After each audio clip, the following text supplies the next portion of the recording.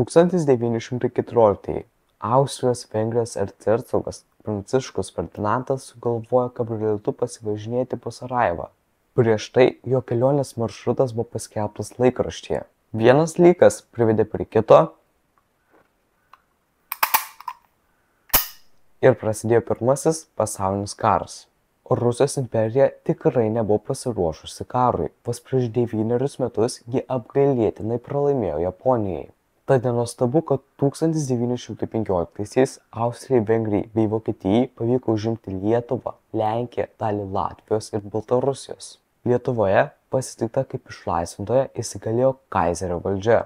Teismuose vartojama tik vokiečių kalba, vietos gyventojams drausta dalyvauti administracinių įstaigų darbe.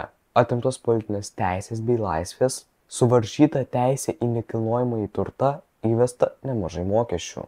Okupacijos metu padaugėjo infekcijų, padidėjo mirtingumas, nemažai vyrų suvaryta į priverčiamųjų darbų batalionus, dalis išvežta į Vokietiją.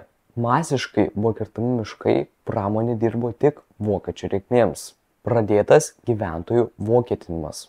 Už pasipriešinimą okupantams, įstatymų nevykdymą gyventojai buvo baudžiami mirties bausme, kalėjimu, piniginėmis baudomis.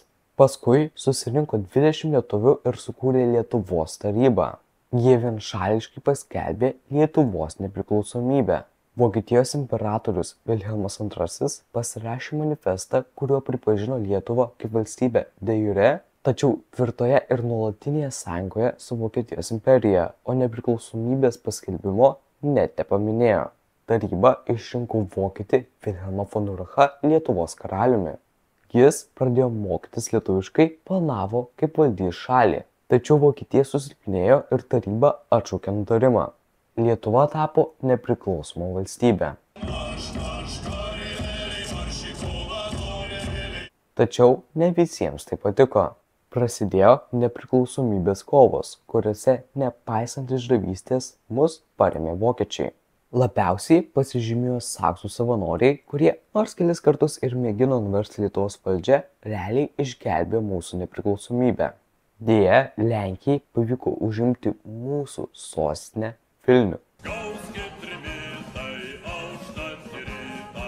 Pasinaudodama suirute 1923 metais Lietuva vėl įsmeigė buvusiems savo sąjungininkams peilį į nugarą. Suorganizavo vadinamąjį Klaipėdos sukilimą ir prisijungė Mėmelį. Lietuva pagaliau turėjo neužšąlantį uostą. 1933 metais Hitleris tapo Vokietijos reichskancleriu ir Veimaro Respubliką pavertė į Trečiąjį reichą. Naciams įsigalėjus Vokietijoje, jie pradėjo kelti neramumus Klaipėdoje.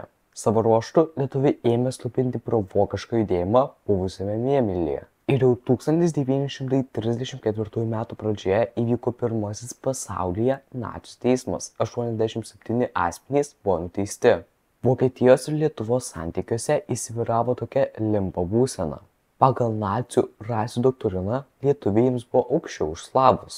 Be to, abi šalys turėjo bendrą priešą – Lenkiją. Tačiau vokiečiai Mėmelio krašto nepamiršo. Pilnas video Patreonės paketis, nuoroda aprašyme.